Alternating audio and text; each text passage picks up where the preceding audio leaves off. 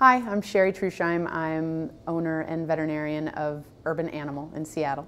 You know, Urban Animals, one of our main goals was to provide people with more affordable veterinary care and to work within people's budgets, whatever those budgets may be. And one of my favorite lines I like to say is, if you've only got $150 in your pocket, that's when you need a good veterinarian. Part of being a good veterinarian is being a good diagnostician. And if you have seen a lot of patients, seen a lot of illness, and can use some common sense to try to help figure out what's going on, and then you can present options. You know, one of the things we've done is create the walk-in model, or institute the walk-in model for Urban Animal. And I think the reason we've done that is, if we don't limit how much comes into the practice in an hour's time, we can do as little as needs to be done for each case, or as much as needs to be done for each case, and we're not feeling pressured to do things that maybe don't need to be done, and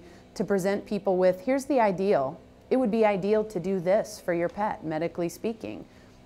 You decide. You know, it's all about option-based medicine, I think, for people and their pets. And that will help us be less expensive than what's out there right now. I was fortunate enough to work with one of my best pals, Sarah Littlefield, who's an amazing designer here in Seattle. And we were able to create a space, I think, that is very reflective of myself. I wanted to come to work every day and be in a space that felt like me, that felt like how I would create maybe my own home, or something that felt personal. And I think stereotypically veterinary practices are kind of a stuffy, sterile place to be. And what I think is that the front of house, we like to call it, the exam rooms, the waiting room, the public restroom, those places can all be cool, and there's no reason that we shouldn't spend some time thinking about how they look. So one of the ways I think we were able to create a very unique space, when I first started thinking about building the practice and investigating how I'd go about that, I met with some contractors and architects who, that's a big part of what they do, is they build veterinary clinics and veterinary practices.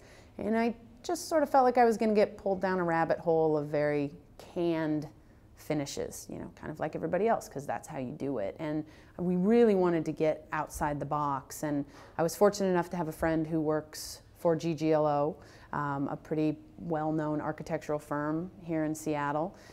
She said, I could probably do this project. And, it was, then we found Hammer in Hand, who became our contractor of choice, who also never built a veterinary practice. But taking a real collaborative approach, we were able, I think, to create something really unique. And that's what helped us make it different. Because I probably easily could have been swayed, oh, you got to do it this way. Well, we didn't have any got to do it anyway. We just, it's very functional, but it's unique and it's different.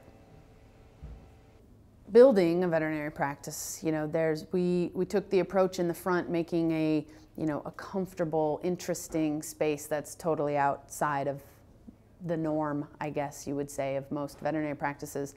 The back needs to be a little bit more of a no-nonsense approach. It's where medicine happens. It's where surgery happens. And so, working with Hammer in Hand, the front was, hey, we need this beautiful, and we need these details. The back was, it needed to be pretty precise. There are a lot of things that go into decision making, such as urine and feces. No one wants to talk about it, but it's true. It happens. And so I think it was something different for them to manage and to deal with. But really, all it comes down to is being precise and making it the way it needs to be built.